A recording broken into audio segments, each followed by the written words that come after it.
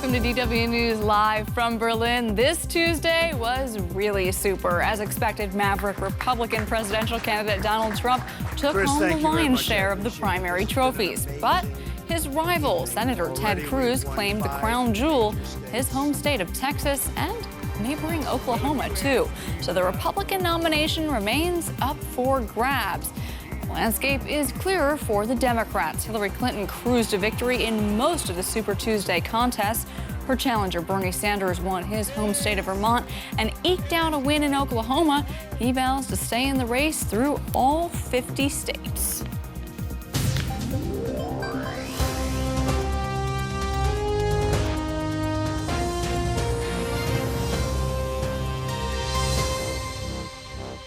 I'm Sarah Harmon. Great to have you with us. This has been a Super Tuesday and then some, a defining moment in the U.S. presidential sweepstakes. Most of the big states have made their choices, so let's run them down for you. Now, as expected, Donald Trump dominated the Republican race, winning 7 states, including delegate-rich contests in Alabama, Georgia, Virginia, and Tennessee. But his conservative arch-rival, Texas Senator Ted Cruz, lays claim to the Lone Star State, the biggest prize of this multi-state contest. And he picked up neighboring Oklahoma as well. You'll recall Cruz also won one of the Iowa caucuses a few weeks ago. Now, as for the Democrats, Hillary Clinton, the big winner, putting Texas, Arkansas, Tennessee, and a passel of other states in her win column.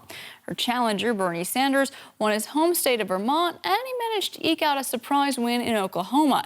He's vowed, though, to remain in the race through all 50 states.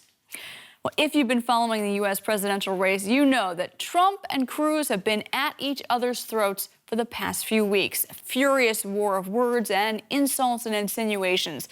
With the votes counted, the Donald was gracious, while Senator Cruz had some advice for the other candidates. Take a listen. This has been an amazing evening. Already we've won 5 major states, and it looks like we could win 6 or 7 or 8 or 9. It's really been great. I want to congratulate Ted on the winning of Texas. He worked hard on it, and I know how hard he worked, actually. And so I congratulate Ted Cruz on that win. That was an excellent win. We're going to make America great again, folks. We're going to make it great again. So long as the field remains divided, Donald Trump's path to the nomination remains more likely. And that would be a disaster for Republicans, for conservatives, and for the nation. And after tonight, we have seen that our campaign is the only campaign that has beaten, that can beat, and that will beat Donald Trump. Let's get you the bigger picture now. We've got 2 correspondents joining us. Mira Drag-Sorich is in Washington in our studio.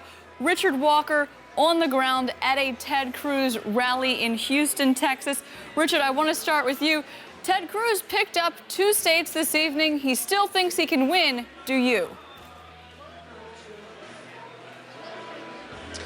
Yeah, well, good question, Sarah. It certainly was a good night for Ted Cruz. He came in at the top of expectations here in Texas, beating Donald Trump by a good 10 points or more, and picking up that surprise win in Oklahoma. That really hadn't been predicted in any of the polls. So he's got an awful lot to be happy about.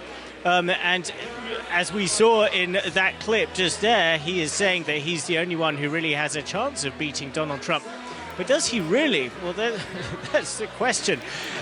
In order to beat Donald Trump, he really would need other candidates to drop out. And the thing is, with tonight's results, that they were not bad enough for any one candidate that they would be forced to drop out. There are crumbs of hope for Marco Rubio in there with a decent performance in Virginia. He might even eke out a win in Minnesota. We don't have a final result there yet. John Kasich wants to wait until his home state of Ohio votes, and Ben Carson seems keen to soldier on. So unless that field does consolidate, Ted Cruz doesn't have an awfully big chance unless he really massively widens his support. He has not really shown a sign yet of being able to do that. Let's talk about the guy who does have a massively big chance. Mia Drag, 5 states went to Trump this evening. How's that going down in Washington? Well, when you talk about the establishment here, they really don't know what to do because the Republican establishment hates Donald Trump and they also don't like Mr. Cruz. So for them, it's really a bad situation right here. And if the establishment candidates, if the establishment, Republican establishment, if they attack Donald Trump, he just continues to win. And if they don't attack Donald Trump again wins. So whatever they do, they are in a very difficult situation. It's a sort of panic when you talk here with members of the Republican establishment. Okay, panic in the Republican establishment. But of course, there were 2 sets of primaries tonight. We have reactions now from the Democratic candidates, Clinton and Sanders. Let's take a listen. Thank you all so much. What a Super Tuesday.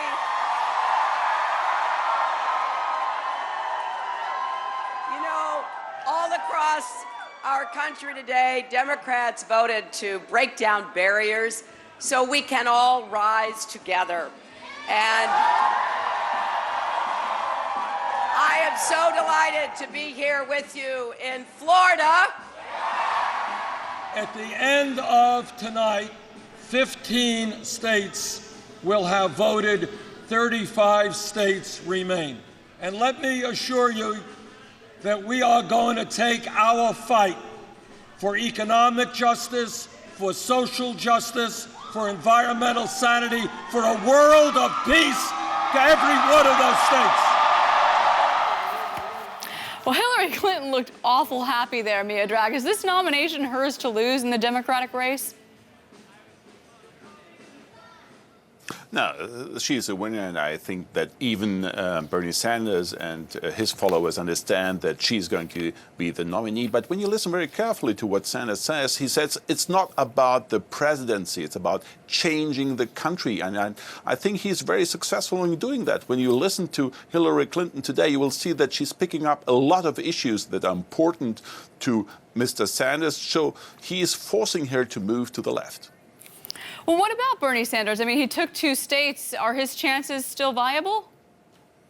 Mia Drag, that's to you. No, I don't think so that Bernie Sanders has any chance to become the nominee of the Democratic Party, especially when you think about the so-called super delegates. They are all, more or less, more of them are supporting Hillary Clinton. So for that reason, I think when you look at the Democratic Party, I think the decision is there. Hillary is going to be the nominee. All right, you sound confident. Richard, let's talk about the man who hasn't won a thing, Marco Rubio. Is this the end of the road for him? Well, we shouldn't speak too soon, Sarah. There are some signs that he might eke out a win in Minnesota, which would give him his first victory. But he's been doing a round of interviews on U.S. television after tonight's results and still saying, I'm the only man who can beat Donald Trump. The trouble is, he hasn't really shown any sign so far that that's really true. There's been the Republican establishment that Mia Drag was just talking about has pinned a lot of hopes on Marco Rubio, but so far he simply has not delivered. Now, in the next couple of weeks, we're working towards the biggest test of all for him, and that is the primary in his home state of Florida on March the 15th. Ted Cruz has shown that he can win his home state of Texas. If Marco Rubio fails to win Florida, then he really does look like he would have to get out of this contest. And the trouble for Marco Rubio is that he is polling well behind double digits behind Donald Trump. So he has an incredible amount of work to do in the next couple of weeks to try and salvage a victory in his home state. All right, Richard Walker for us on the grounds in Houston. We'll let you get back to the Ted Cruz rally. And Mia Drag Storch joining us from our Washington studios. Thank you both for your reporting. Well, that's the view on the ground in the U.S. Now let's get some background. I'm joined in the studio by journalist Charlotte Potts. She is an expert on the Tea Party. Charlotte, great to have you with us this evening. You know, the Republican leadership, they're kind of between a rock and a hard place, if you will. They've never really embraced Trump. They openly hate Cruz, and Rubio can't win.